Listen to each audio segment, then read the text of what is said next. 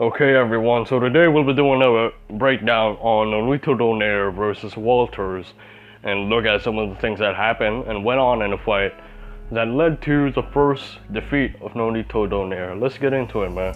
So for the first parts of the fight, what we have going on for Donaire is he showcases his ability to create momentum with his punches. So this is what I love so much about Donaire. He moves his head for a purpose, alright? He moves his head for a purpose. And what I mean by that is whenever he moves his head, he always finds an opportunity to punch off of it.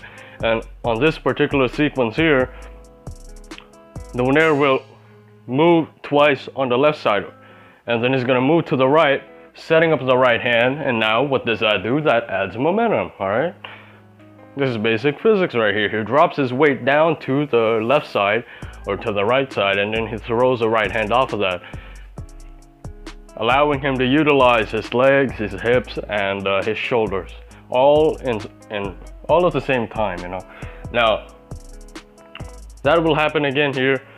He will move his head first to the left side, then to the right side, and then here he uses that dip to the right side to throw a right hand. And again, that adds to the power of your shot if you have the ability to do that. Now for this one, he will move his head again to the right side, and he will sneak in a very quick right hand. Now for this particular one, he will move to the left side, again adding momentum to his punch, and then he throws a left hook after he does that. Now what did Walters do for the early parts of the fight? Well, he tried to hook with a hooker, okay? And this is what Roy Jones said as well. He tried to hook with a hooker and it did not pay off well for him. And now here, he will throw a hook and then he gets countered with a check hook, alright? And it did not pay off well for him. There he threw another hook and then he got countered with a body shot, okay? Now the same thing will happen on this. This was when Walters almost got knocked out. You know, he will try to hook with Donaire. There, Donaire checks him, and then on this is what will rock or stun Walters, and then he almost got knocked down. All right, so what we know is the hook did not work, especially on the side of Walters, because obviously Donaire had a more powerful left hook, right? So what Walters started to do was he decided to use his right hand, all right? Especially with that long reach of his, he was able to use that to set up the right hand. Now, how did he find the vulnerability of Donaire? Well, what we see with Donaire is he likes to move to the left side a lot, which makes him open for the right hand, and he likes to slip on the inside, which again makes him closer, or puts him closer to the right hand of Walters, okay? And he had a habit of doing this, you know, because he likes to move to the left a lot.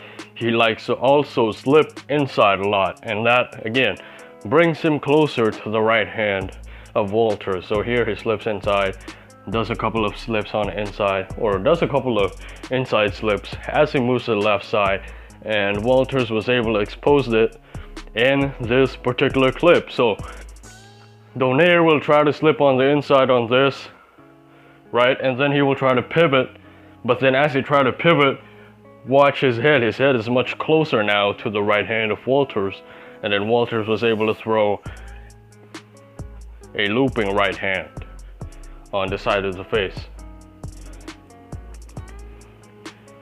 Now what's the solution for that? You may say it's slipping to the outside. Well, it's not.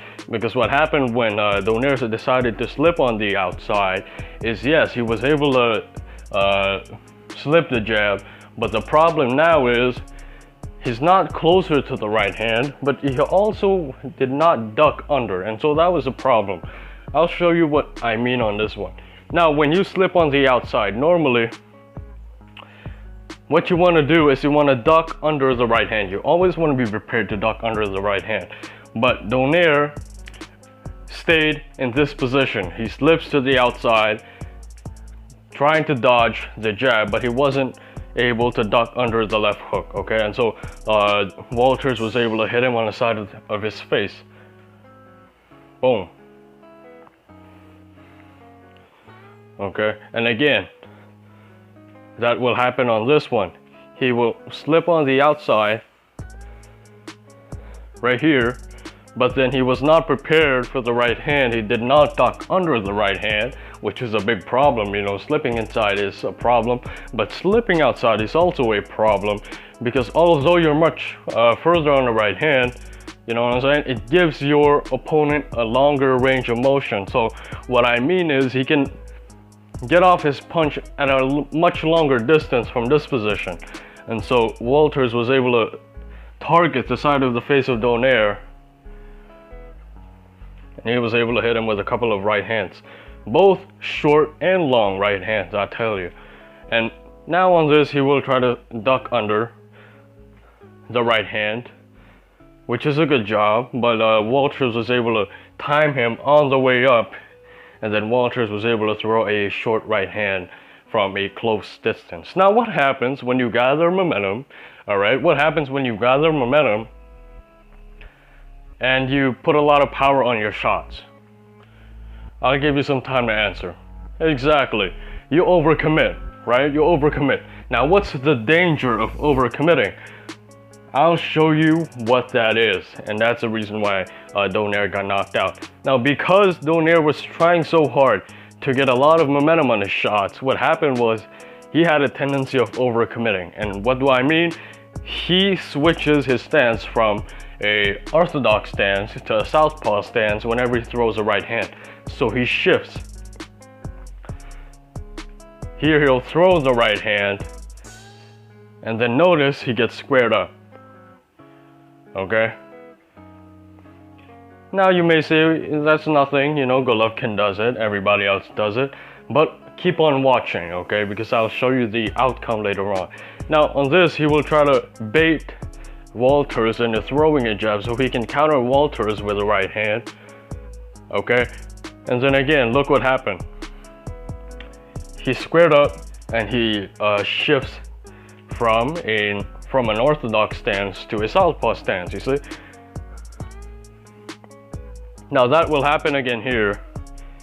He will start to dance around, try to sneak in a right hand, switching and squaring up, bringing his face closer to the face of Walters. So this is the main problem with overcommitting. When you overcommit, you bring your face closer to the right hand, especially when you overcommit on the right hand. What tends to happen is you tend to bring your face closer to the right hand. I'll try to get a better angle.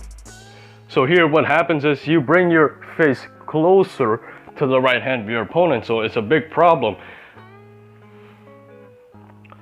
right? Especially if you decide to square up, you're much more vulnerable. And when you overcommit like that, you get much closer to your opponent. You get much closer to your opponent, and you're on the path for the right hand. Okay, so on this, he will try to rally. There he threw a right hand, and then notice when he threw the right hand on this one, he brought his face closer to the right hand of Walters. So Walters just decided to take a little step back, and he was able to catch Donaire with the right hand because Donaire was so close and Donaire was so, in the path of the right hand. And instead of going for the center, Walters decided to target the side of the face of Donaire. Now let's look at what happened. How Donaire got knocked out. It's exactly because he overcommitted. Here, as you can tell, he decided to throw a right hand, and then you can already see Walters trying to land a right hand of his own, and Donaire was lucky enough that the right hand did not land. But notice on this, he will try to throw a left hook. And what's the problem with overcommitting? The answer is you get off balance and your opponent gets to take advantage of it. So here, Nonito Donaire will try to throw a left hook. He overcommits to it right here. not having any time remaining to get himself back in a balanced position, and then Walters was able to throw a right hand on the side of his face. So the dangers of overcommitting is that you leave yourself more vulnerable.